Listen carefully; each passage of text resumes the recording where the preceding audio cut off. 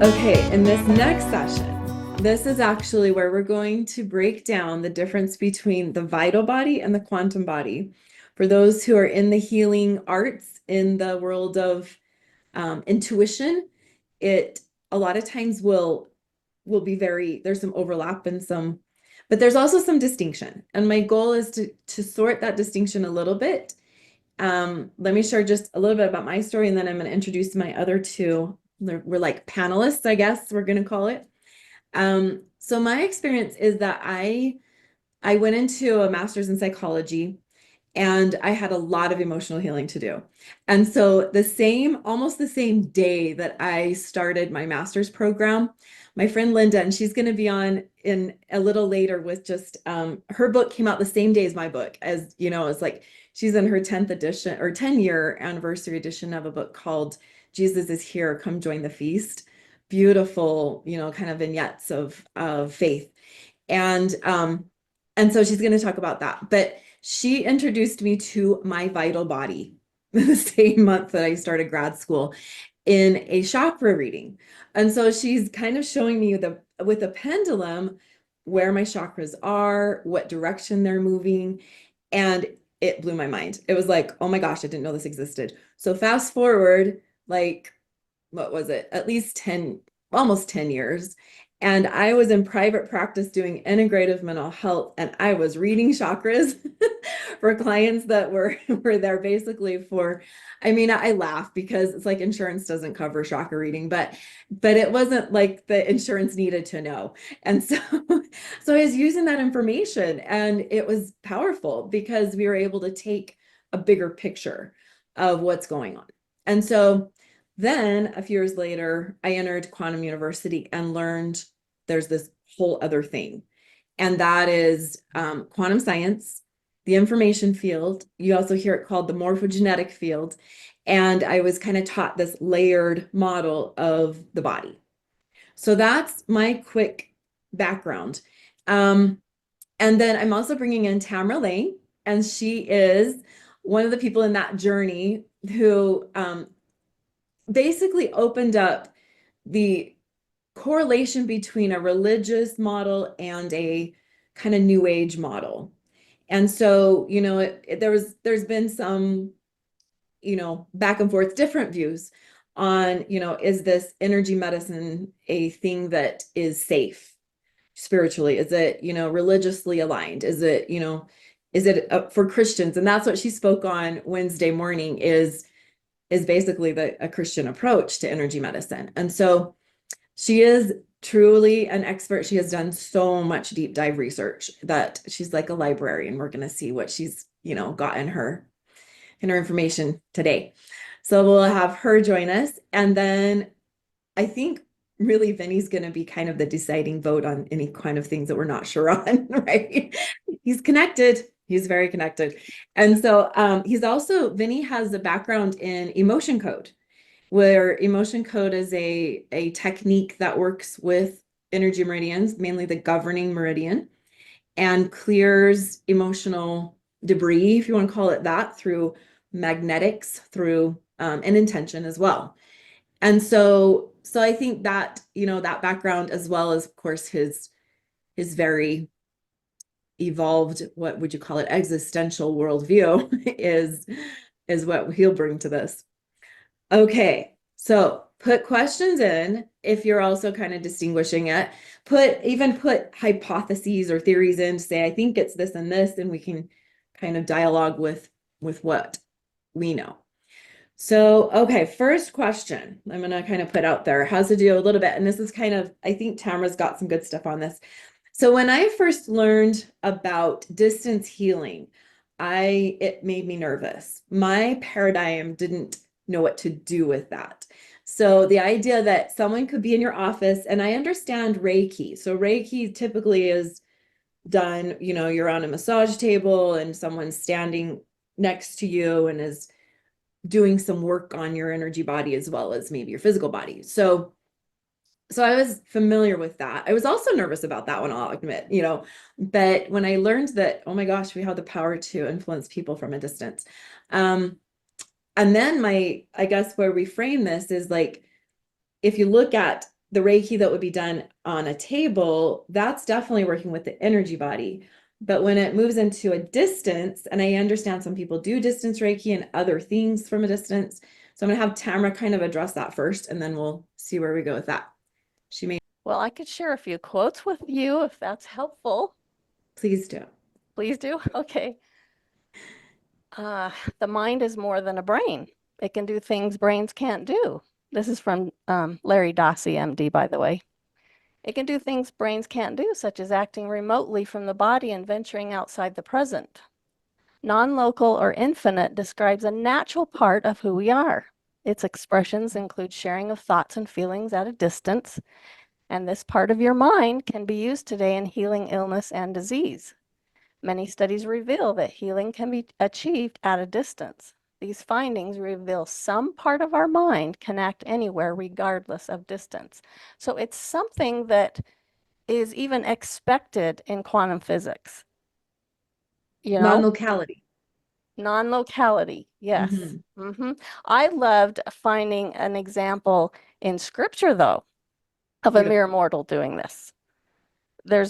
Is that okay if I share a scripture? Please do.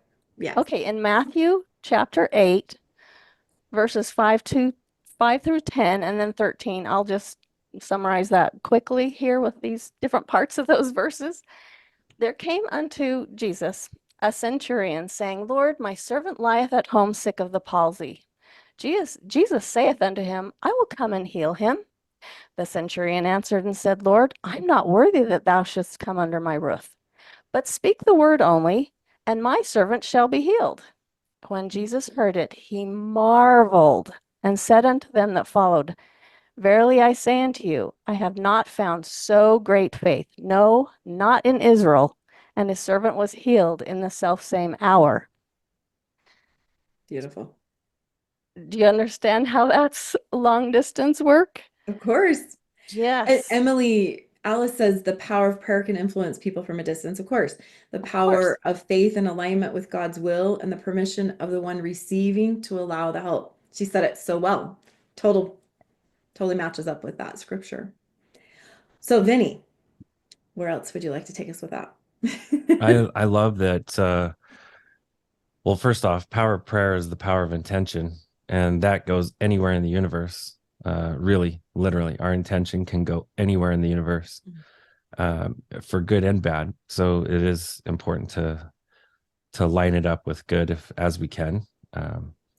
But I've been doing remote work, thanks to Zoom, thanks to FaceTime, thanks to WhatsApp, many different platforms. I've been able to do this since essentially COVID, where it's one of the blessings of what has come out of that is it forced everybody into an ability to send and received online. Now, what's neat is prior to the internet, prior to Zoom, prior to FaceTime, WhatsApp, all those, we had that ability in humanity. We just used our spirituality to do that. And for many years, even, in the scriptures, you see prophets prophesying of things in thousands of years later, or in other countries, in other places. They're not doing that because they're bored. They're doing that because they're connecting to truth. They're connecting to reality. And we are only limited by what we believe we're limited by. That's very powerful when you actually let that inside you. Wow. And I love that scripture because it's the proof that the centurion recognized the power of Yeshua and said, you don't need to come to my house. My house is not worthy of you, but just say the word and I know your power will heal. And to me, the greatest thing that Yeshua brought to the world was how much our Creator loves us. Whether you believe in the guy or not, doesn't matter. I will tell you, if you look at him as this example of how much our Creator loves us, as the world put him up on a cross, they punished him, they whipped him. And what does he do with his opportunity to lash out and retaliate? He says, Abun, which is the Aramaic word for God, which means cosmic creator, cosmic birther of the universe. Forgive these because they know not. To me, that is the power that is out in the universe everywhere. This grace that we can mess up every day, as long as we keep trying. And even when we don't try, that grace and that love is still there. But imagine if we can use that grace with positive effort, with positive intention, how much we can change our world, change our beliefs, and change the world and experience of everyone around us. And we truly are only limited by our beliefs. That's awesome. Thank you. Okay, we have a little segue to biofeedback. I'm gonna take with the quantum and the in-person. So I first bought a biofeedback machine in 2015, and it had a device that was plugged into it, and it went around the person's head. And I've seen others where you put something in your hands, or like a little wand. And so there's a direct connect to the body. And I noticed that most of my clients were very reassured with that.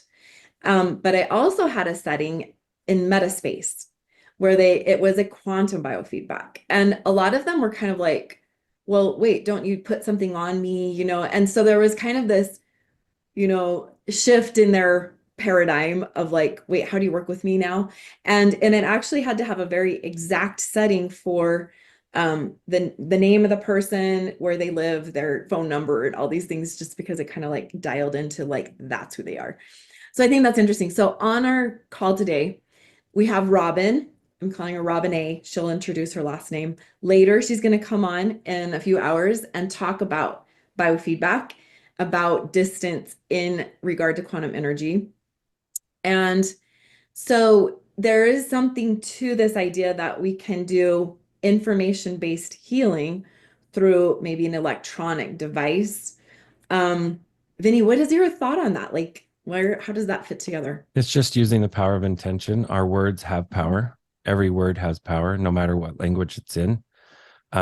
There's an amazing lady that has been studying the power of words on water. Oh, yes. I think it's Davida, something like that, or Veda. That's what it is. Veda. Last name is Veda. So go look up put in Veda memory of water on YouTube. You'll find a lot of the studies that she has done. She's taken essentially a 2-generation study of water and thought, water and words, and she's taken it to a whole new level where water actually has memory. And we are water. Our bodies are anyway. And our consciousness is like spirit water. So that's the cool thing, is as we start to understand that our words are extremely powerful. And there's simple ways to study this by putting words on plants, putting bad words on, mean words on plants, but kind words on plants. Yeah, the Masaru Emoto project. Yeah, exactly. Yes. And just from those simple things, he also studied putting it on rice. The rice with the kind words on it, it like went indefinitely without molding. The rice with the negative words on it started molding within hours. Our physiology and in the whole universe starts to react to the words we use. So be careful of the words you use. Be careful, especially about the way that you talk about yourself, even in your own mind. There's been times where I'll say something about myself. I have a very good self-derogatory talk naturally, because I was an abused kid. So I thought I deserved all the abuse I got growing up. So I just had this negative talk always going in my mind. And one day, after my experience, and I'm speaking to spirit, I had one of these thoughts, and one of my angels like stepped in front of my consciousness and said, "How dare you talk to God's creation like that?" Wow. That was huge. I was like, I don't want to be upsetting angels. So I had to start start learning to speak positively about myself. I still joke negatively about myself, but I do it in a healthy way, not a bad way. And our words are very powerful, and they do control what happens. Now, I know with your technology that you were talking about, something that was just done on the Las Vegas Sphere where I live, they did the reverse. They put a bunch of negative words flashing really fast on the Really Vegas Sphere, and there's a group that are studying what happened just after that as an after interesting. effect. Yeah. And Metro PD and North Las Vegas PD both saw an uptick in crime and violent reports just within the 12 hours after that happened. So it's important that we understand that it is our words that are very powerful, and that goes back to what I was saying earlier. The words on our entertainment, they are forecasting and building into you what is to come. So again, Wow. be careful of your entertainment. Thank you. Yeah. So it's kind of how I'm seeing this too, is that there's vibration and tone in words, and Mm-hmm. there's power to that. And there's also information. And so, yeah, thank you for clarifying. Or yeah, I'm concerned that that's where Vegas decided to test. It's kind of like the world of like, hey, can we cause a disease? You know, what happens if we do this? That's scary. Okay, so we're gonna go. I'm gonna come back to Tamara. She's actually got a slide for us, so I'm gonna share that on. Okay, just reading these three experiments or reading of them totally changed my perception, because I had resistance to this, thinking we could work at a distance, until I experienced it firsthand and there was a change in my family member, then I knew. So it's just a summary. In Greg Braden's book, The Divine Matrix, he mentions these three different experiments. Paponin did an experiment called the DNA phantom effect. The Army did long distance experiments. HeartMath has done a DNA coherent emotion experiment. And we learn from these that there's a previously unrecognized type of energy that exists, and that our DNA influences matter through it, that our emotion has a direct influence on the DNA. And really, distance is of no consequence. It doesn't matter if you're in the room with the person in the next room, 50 miles away, because of this underlying field of energy. I call it the light of Christ, intelligence in the light of Christ. We believe this discovery has tremendous significance for the explanation and deeper understandings of the mechanisms underlying subtle energy phenomena, including many of the observed alternative healing phenomena. I love that you put all this together, and it's just, we love truth, and Tamara is that library of truth. I love it. So, we also have a request, Joanne, for the Summit Hub, so that people can grab all the good things in the hub. But yeah, there's a specific survey that you'll fill out today so that we know what you want to learn more about. So this topic kind of shifts. I'm going to talk a little bit about the difference between, or Tamara's going to help me, between homeopathics and a type of information based formula. So do you have anything on homeopathics for us? Well, Dr. Richard Gerber explains in his book, Vibrational Medicine, that it's the vibrational signature of the substance, not its molecular properties, which are utilized for healing benefits. So we've got to understand, you can't be a chemist looking in a microscope to see what's in this bottle of homeopathy. It's the energy signature that's making the difference. It's not a chemical thing. The energy signature, perfect. So in my training with Quantum University, they explained it is a vital energy. So there's a vitality that remains. So if you take a homeopathic, the basic science of that is, or the process of it is, you take one, like a drop or two, a dropper of a substance, typically, let's say sulfur. So sulfur is a really interesting one. Actually, I found a ton of healing from that. So take a personality that's really kind of scattered, that's like their Albert Einstein was a sulfuric constitution is what they call that. Okay. So the absent-minded professor, like, but a big thinker. Okay. And so you can take this element of sulfur, you get a little bit of it, and then the idea is you shake it, you create this vitality through movement. Then you take a drop of that out and you put it in a new container of basically just a neutral element, and then you shake it again, and then you do it again. And so if you have a homeopathic remedy that's a 6 or a 6x, sorry, they've done it 6 times. And it might even be 10 times that. It might be 60 times. But then they go up to a C, and I actually have sulfur sitting right here that is a 200C, which means that has gone, I think it's 200 times 100, because C represents 100. Anyway, a lot of times. So my question for you, and this is going to be fun, we're going to hear from the chat. Which one is stronger? The sulfur 6X that's gone through 6 or 60 times, or the sulfur 200C that's gone through hundreds or thousands of times?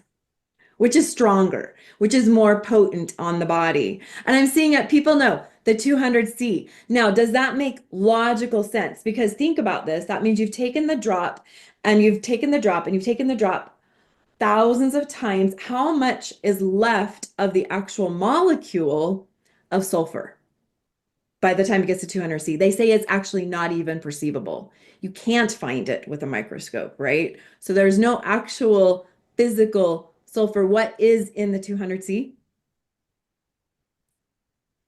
Vitality times hundreds and thousands. The vitality has multiplied, right? The vital energy of sulfur has been multiplied over and over and over and over, while the physical actual substance has been diluted over and over and over. So that's the paradox that, in the mind that, like Vinney talked about, like you just really have to just accept the possibility that yes, it could be this instead of this logical, physical based, reality. So that's an energy. And then I'm going to share just a little bit about frequency formulas.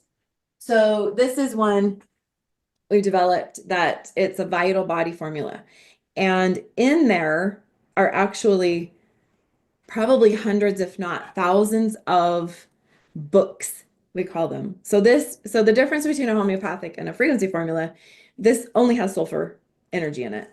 This has hundreds or more of information-based, I guess you could say they're programmed or imprints on what is basically just it's really just distilled water, okay, with some different, properties in it.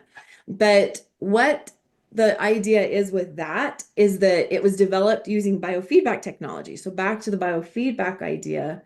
So intention, like Vinney said, had been put in there through different specific calibrated frequencies, and they're all fit together with a specific purpose, which is to heal the arc field or the vital body.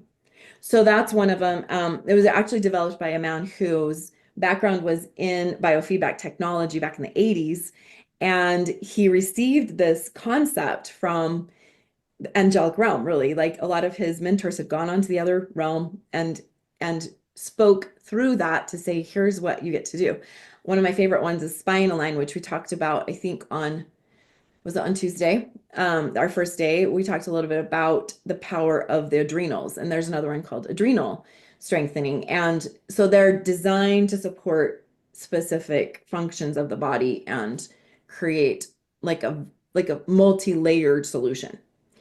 So anyway, so that's just one way to kind of distinguish it, is it's like one is there's still a physical act on it, like with a homeopathic, and a physical element that is foundational. And then I think there's this other technology that's based more on information and intention, if that makes sense, is to kind of distinguish that. Okay, so there's one. Okay, the last one I want to talk about is the difference between emotional freedom technique and 0-point meridian. So we have a few people on here who have a background in both. And Tamara's one. So Tamara has been certified in 0-point meridian. And I just kind of want to clarify what I see, and then maybe you can confirm like what you've seen in the difference. So with typical EFT, and there's been a couple of our presenters that have walked us through some tapping, which has been lovely. Typically with EFT, you're working with a meridian. And so you're actually tapping on that specific meridian point. The release that happens is typically through the vital body, right? You're exhaling, you're tapping and you're stimulating and destimulating that meridian. So what I've seen with the difference, so 0 point meridian has, and I talked about this with Sherrick's presentation, is there is something that happens in the 0 point breathing aspect of it, where all they talk about the 0 point field is where all of the energy's been removed from the system. And then there's the nothing. And I think that's part of what makes ZPM different, is because the nothing allows for a shift on an information level that may not just be vital body level. So, Tamara, any thoughts on that? That's what appealed to me when you were talking about it, that it had something to do with 0 point. And I had to find out, what is it that Christy knows? Getting to that 0. That's the additional piece that I see in there. Yeah, it's and I'm still exploring that. So actually, this is a fun circle because Tamara introduced me to the 0 point field through a lot of her studies, and I'm like, I want to know more about that. So it led me to Quantum University. And so what I've discovered is a combination, and people who know EFT, I think you could still do this, and who are familiar with some sort of meditation. But we've actually designed kind of these specific kind of protocol-driven techniques. So what we do is in our Love Solve Academy is we teach people how the 0 point meridian, how to use that themselves and clear their negative energy with that. And then we teach quantum wholeness meditation, which by clearing it from the energy body first allows, I think, for people to go to the information level, which if you clear the mind and don't let that get in the way, there is that, it's like it creates that space, and that space for truth to come through, for healing to come through. And then we use intention to say, all right, in this space, this is what we intend to do with it, and so we do that as a group, but it's also a technique you can do alone. And there is something to meditation in stillness and silence that I found is unique, because it does seem to allow for, and we'll kind of finish with that, because well, it doesn't matter the modality. And I think that's what Vinney is going to finish with, because we're letting him finish. Really what matters is you connect with source. Because I love all the modalities. I love biofeedback and tapping techniques and emotion code and I think it gives us a purpose with each other to say, here's a tool I want to share with you, or here's a way that the ego mind or the the intellectual mind, whatever, can wrap around this. But really what we're trying to get to is connection with source. So Vinney, finish us off. That's it. That's where we find our source is with source. And sometimes that's going to be through one modality, one method, one form of divination, one place of divination. A lot of people think that the only place to find God is at church.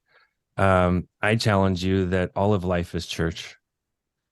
I challenge you that when you are honoring your temple, which is your body, that all of life is church, and you can find God everywhere, literally everywhere. And I give you a challenge today, everyone. Okay. Give yourself a 24-hour period to see where God is winking at you. I That's love it. The eye of God winking. Oh my gosh, I can feel that. But what's neat, some of you will find it with Mother Nature reaching out of its norm to come find you, or a special bumper sticker or license plate, or a special message from someone you haven't heard from in a long time. But I want you to know that our Creator has invested everything in us, because we are everything to Source. Beautiful. That sounds straight out of A Course in Miracles. I have to Yeah. say. And speaking of good books, Vinney's book, we are giving away a copy of Vinney's book as well as a copy of Being a Zero. Make sure to fill out the survey so we know more about you and where you're finding the support you're looking for and what else we can do for you. So Vinney's got, John just pulled up his website, livinggodslight.org, and the Amazon site for The Light After Death. It's fun because I met Vinney through a retreat with Richard Paul Evans, and we're so grateful to him too. We have to put a shout out to Oh, the absolutely. Yeah. wow. And his Christmas book, I'm sure, is coming out, does every year. Yeah, it's coming But out Tuesday. So Tuesday. but it's Awesome. Michael Vey 10 comes out Oh, Tuesday. that's fun. The final one. Yeah. The final. It's really going to be done this time, huh? Yeah. It's fun. Okay. Oh, this has been so good. Thank you. Thank you, Tamara. Thank you, Vinney. I hope we answered some questions. I hope we created some more clarity around the healing levels and layers. But we're going to hear from Cindy Toon, who has an EES center in Bountiful. And so she's going to speak as well and talk to us about what that is, along with Tamara's going to share a little bit more about bioscalar. So definitely good stuff. So stay tuned and we'll see you back in a few minutes.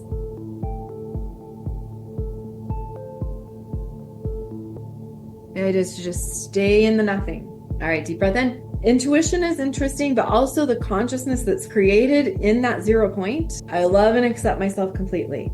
Deep breath in. With this 0, clear your mind, or you can go to nothing. You can figure out how to solve this problem.